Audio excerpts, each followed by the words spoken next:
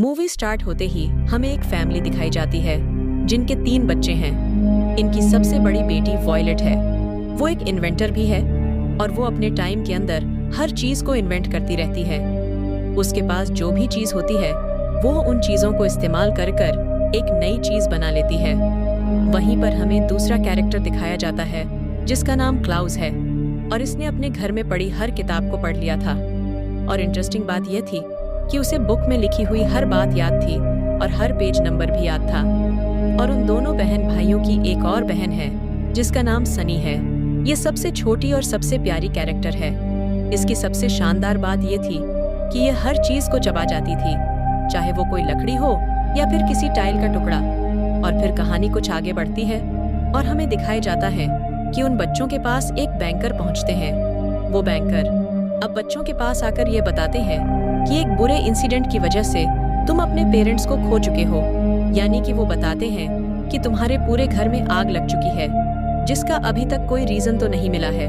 अब तीनों बच्चे उस बैंकर के साथ अपने घर में पहुंचते हैं और देखते हैं कि हर तरफ हर चीज जल चुकी थी और उनके पेरेंट्स भी अब इस दुनिया में नहीं हैं। और क्लाउस जाने से पहले एक रूम में एक दूरबीन को देखता है और ये बैंकर एक फाइनेंशियल बैंकर थे और ये इस फैमिली के पर्सनल बैंकर भी थे। इसीलिए बैंकर इन बच्चों की हर चीज को भी संभाला करते थे।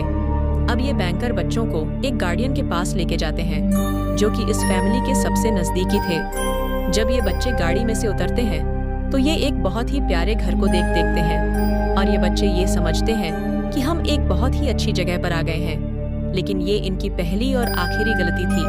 और जब बच्चे मुड़कर दूसरी तरफ देखते हैं तो वो एक डरावने से घर को देखते हैं जो कि एक जंगल में था।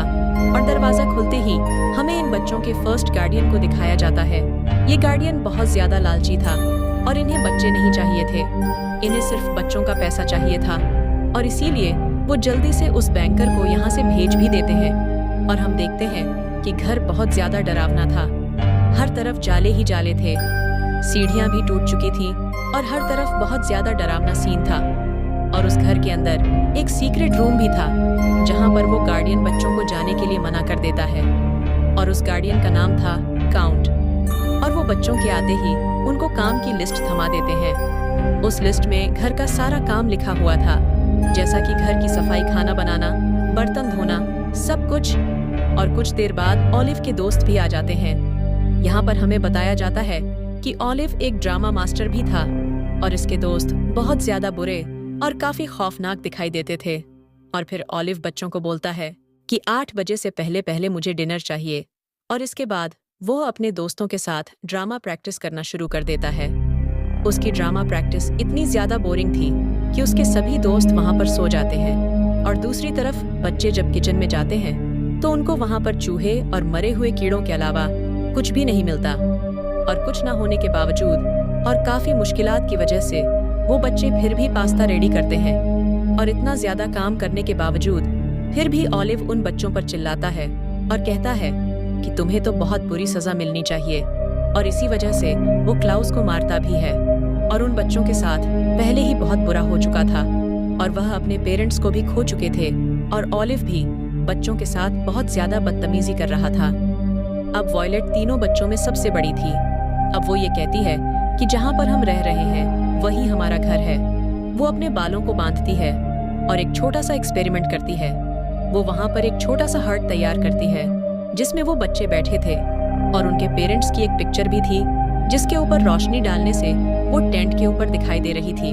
और अगले दिन ऑलिव पहुंच जाता है बच्चों के साथ कोर्ट में और वहाँ पर ये साबित कर देता है कि वह इनका एक लीगल गार्डियन है।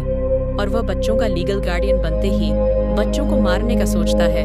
और वो सिर्फ ये सोच रहा था कि बच्चों को मारने के बाद सारी प्रॉपर्टी उसको मिल जाएगी। इसीलिए वो बच्चों को एक रेलवे ट्रैक पर छोड़ देता है और कार को लॉक कर देता है। और अब जब बच्चों को ये बात पता चलती है कि यहाँ पर ट्रेन आने वाली है तो तभी वॉयलेट जल्दी से बैंकर को कॉल करती है। बैंकर के पास भी ट्रेन चल रही थी, इसलिए उनको कोई भी बात समझ नहीं आती। और वॉयलेट के माइंड में अब एक आइडिया आता है और वो एक ऐसा इंस्ट्रूमेंट बनाती है कि जिसे फेंकने से अब ट्रेन के ट्रैक को तब्दील कर सके। ऐसा करने में वो सक्सेसफुल भी हो जाती है और जैसे ही वो इंस्ट्रूमेंट को फंकती है तो वो ट्रेन के ट्रैक को चेंज कर देती है और वॉयलेट अपने दोनों बहन जान को बचा लेती है। इसके बाद वहाँ पर उनके बैंकर भी पहुँच जाते हैं।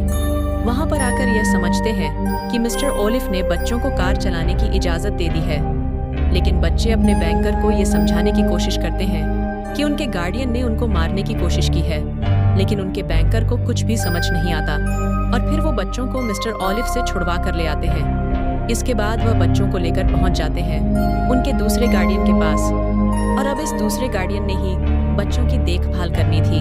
और यहाँ पर बच्चों के साथ इतना बुरा तो नहीं हो सकता था कि जैसे उनके पहले गार्डियन ने उनको मरने के लिए ट्रेन के आगे छोड़ दिया था। और ये गार्डियन एक डॉक्टर थे और इन्हें जानवर पालने का बहुत ज्यादा शौक था, और इनके पूरे घर में अलग अलग किस्म के जानवर थे। वो बच्चों को बताते हैं कि कैसे उनके पास इतने ज्यादा सांप आए और उन्हें जानवरों से कितना प्यार है। वो वहां पर बच्चों को 2 मुंह वाले कोबरा से भी मिलवाते हैं और 3 आंखों वाले मंडक से भी। फिर वो आखिर में अपने सबसे खास जानवर से मिलवाते हैं। ये एक ब्लैक पाइथन सांप था। वो बच्चों को बताते हैं कि कैसे उन्होंने अपने दोस्तों के साथ मिलकर इसको पकड़ा था, और आगे वो बताते हैं कि ये दुनिया का सबसे ज्यादा फ्रेंडली जानवर है। ये किसी भी इंसान को मार नहीं सकता। और फिर रात होने पर डॉक्टर गार्डियन उनको गाना भी सुनाते हैं। ये अब अपने दूसरे गार्डियन के साथ रहकर बहुत ज्यादा कंफर्टेबल फील कर रहे थे, और वो इनको ये भी बताते हैं कि हमारे घर वाले भी हमें यही सॉन्ग सुनाया करते थे। अब वो डॉक्टर अगली सुबह सभी जानवरों और बच्चों को लेकर कहीं पर जाने वाले थे, और तभी वहां पर एक और आदमी आ जाता है। ये आदमी उनको बताता है कि ये एक असिस्टेंट है। हालांकि बुलाया तो इसको डॉक्टर था, लेकिन ये आदमी एक बहरूपिया था। और यहाँ पर हमें पता चलता है कि ये आदमी कोई और नहीं बल्कि ओलिव था। ये यहाँ पर भी बच्चों को मारने के लिए आ गया था। इसलिए सब बच्चे अपने गार्डियन को बहुत ज्यादा बताने की कोशिश करते हैं, लेकिन उनके गार्डियन समझ ही नहीं पा रहे थे। और फिर बच्चों के माइंड में एक आइडिया आता है, और वो सांप के ऊपर कुछ लिखकर अपने गार्डियन के पास भेज देते हैं। अब डॉक्टर को ये बात समझ आ जाती है कि यह आदमी जो उनका असिस्टेंट बनकर आया है, ये एक बहरूपिया है। लेकिन तब तक बहुत ज्यादा देर हो चुकी थी, और बच्चे जब अपने गार्डियन को ढूंढने जाते हैं तो वो उनको नहीं मिलते। अब उन बच्चों को ये बात पता चल गई थी कि उनके गार्डियन इस दुनिया में नहीं रहे, और पुलिस के इन्वेस्टिगेशन और ओलिव के बयान से यह पता चलता है कि डॉक्टर गार्डियन को किसी और ने नहीं बल्कि उन्हीं के ब्लैक पाइथन ने मारा था। लेकिन बच्चे इस बात पर ऑब्जेक्शन करते हैं और कहते हैं कि वो जानवर इतना अच्छा है कि वो उन्हें मार ही नहीं सकता। लेकिन इस बात को कोई भी पुलिस वाला या बैंकर नहीं मानता, और तभी यहाँ पर एक मिरेकल होता है, और अब छोटी सी सनी पहुँच जाती है उसी ब्लैक पाइथन के पास। अब सभी यहाँ पर यह देखकर हैरान हो जाते हैं कि इतना बड़ा दिखने वाला सांप उस बच्ची को काट नहीं रहा था, बल्कि उसके साथ खेल रहा था। अब वहाँ पर पुलिस वालों को और बैंकर को ये बात पता चल जाती है कि ये आदमी बहरूपिया है, और जब वो उसको पकड़ने वाले थे तो उससे पहले ही वो वहाँ से भाग जाता है। और अब बच्चों का दूसरा गार्डियन भी मर चुका था, और अब बैकर के पास जो बच्चों की तीसरी गार्डियन थी वो एक लेडी थी, और बैकर बच्चों को ऐसी जगह पर ले जाते हैं। वहाँ पर वह घर पानी के ऊपर बना हुआ था।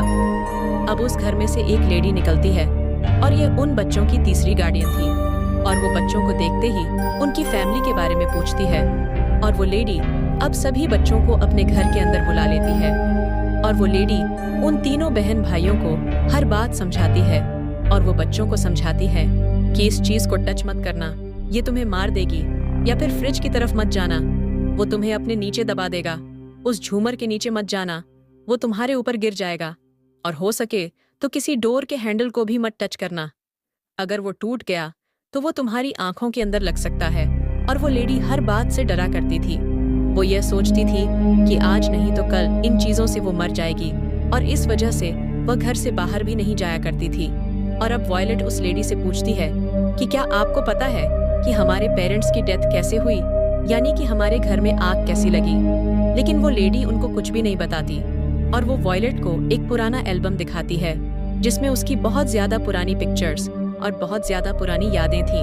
और बच्चे देखते हैं कि उस एल्बम में ये लेडी बहुत ज्यादा ब्रेव हुआ करती थी। तभी उनके सामने एक ऐसी पिक्चर आती है जिसमें एक बहुत बड़ा ग्रुप था।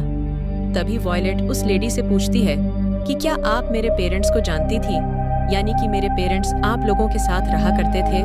और इस पिक्चर में वह अपने सेकंड गार्डियन को भी देखते हैं जिसको ओलिव ने मार दिया था। अब वो बोली है कि आप सभी लोग एक दूसरे को जानते थे।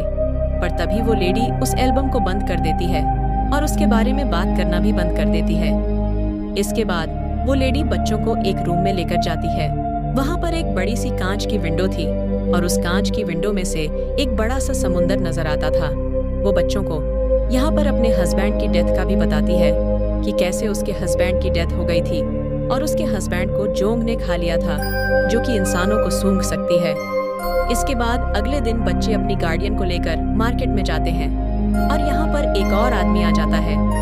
ये एक कैप्टन था।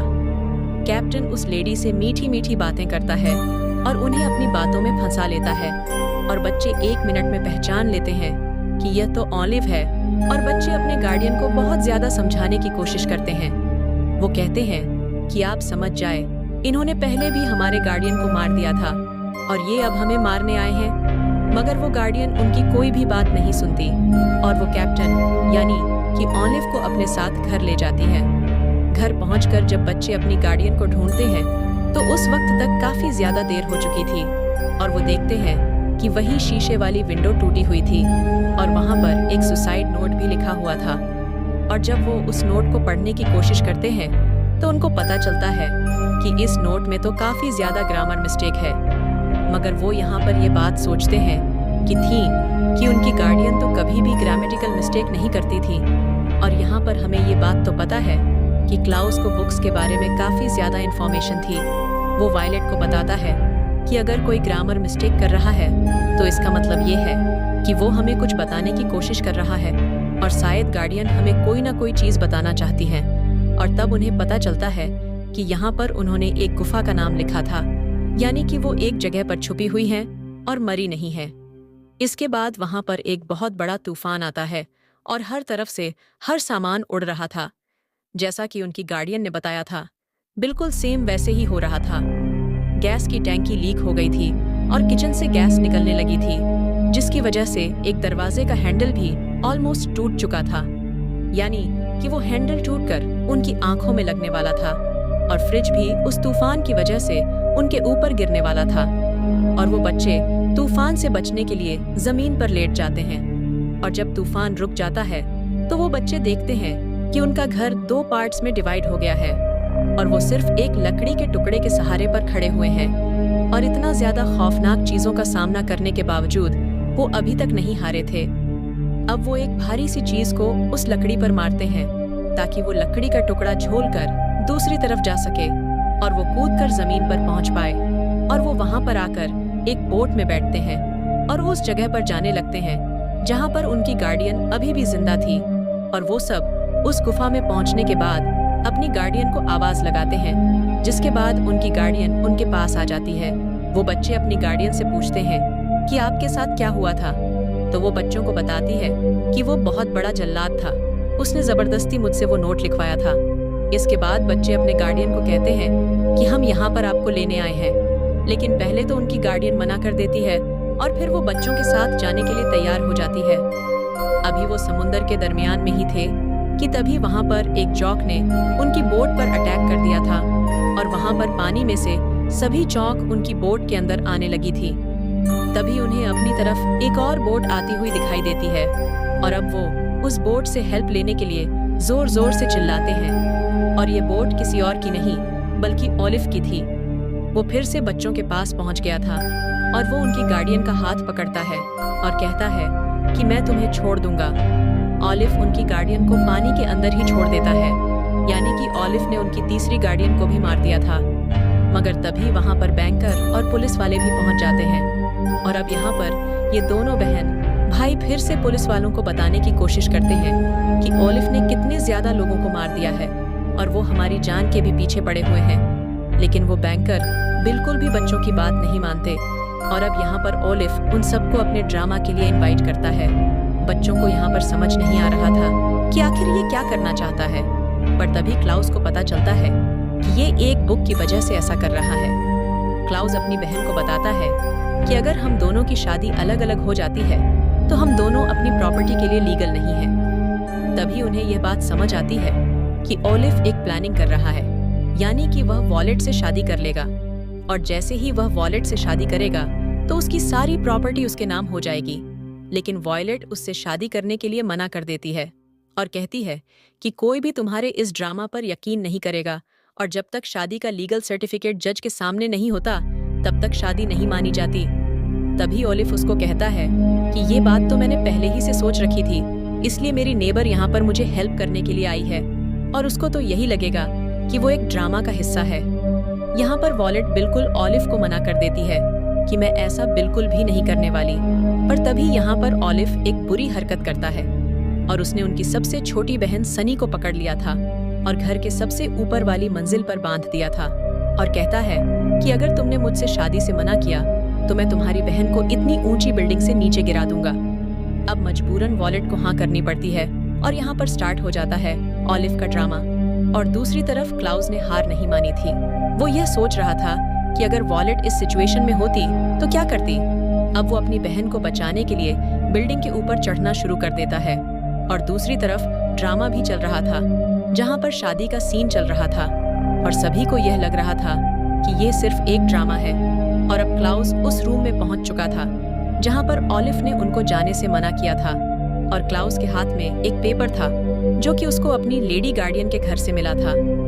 पेपर के ऊपर एक आंख बनी हुई थी जो कि बिल्कुल सेम ओलिव के रूम में बनी हुई आंख थी। और इधर क्लाउस अपनी छोटी बहन को भी बचा लेता है और दूसरी तरफ ड्रामा भी खत्म होने वाला था और वॉयलेट अब मैरिज सर्टिफिकेट पर साइन कर रही थी। पर तभी दूसरी तरफ क्लाउस को भी ये बात समझ आ गई थी कि ये जो आंख के ऊपर सूरज की रोशनी पड़ रही है ये किसी भी चीज को जला सकती है। और अब क्लाउस यहाँ पर सिर्फ और सिर्फ सूरज की रोशनी का वेट कर रहा था कि जैसे ही इस आंख पर सूरज की रोशनी पड़ेगी वो उस सर्टिफिकेट को जला देता है जो कि अभी अभी वॉयलेट ने साइन किया था। अब ओलिव सबको ये बता रहा था कि तुमने तो इन बच्चों की बात नहीं सुनी। ये बच्चे तो कब से कह रहे थे कि सबके पीछे मेरा ही हाथ है और मैंने ही सबको मारा है। और अब उस सर्टिफिकेट के जलते ही स्टेज पर हर आदमी आ जाता है जो कि उस ड्रामे का हिस्सा बना हुआ था और इसके बाद ओलिव को सजा हो जाती है। और अब ओलिव की रियल सजा से पहले जज उसे वही सारी सजा देता है जो इन बच्चों ने बर्दाश्त की थी, यानी कि ओलिव को सबसे पहले एक ट्रेन की पटरी पर बांध दिया जाता है, चौक से भरी हुई बोट के अंदर भी छोड़ दिया जाता है। इसी के साथ उसे सांपों से भरी हुई जगह पर भी रखा जाता है। और दूसरी तरफ बैंकर के पास अभी भी बच्चे थे जिनका अभी तक ना तो कोई गार्डियन था और ना ही कोई ऐसा इंसान जो उनका ख्याल रख सके। अब बैंकर उनको कहते हैं कि जाने से पहले मैं तुम्हें एक जगह पर लेकर जाना चाहता हूँ और वो उनको उनके घर पर जो कि पूरी तरह से जलकर बर्बाद हो गया था वहाँ ले जाता है। और जब बच्चे अपने घर में पहुँच जाते हैं तो वहाँ पर क्लाउस को एक लेटर मिलता है जो कि उनके पेरेंट्स ने लिखा था। लेटर आने में काफ़ी ज़्यादा देर हो चुकी थी। वॉयलेट और क्लाउस वो लेटर पढ़ते हैं और इसी के साथ ही यहाँ पर इस सीरीज़ का एंड हो जाता है।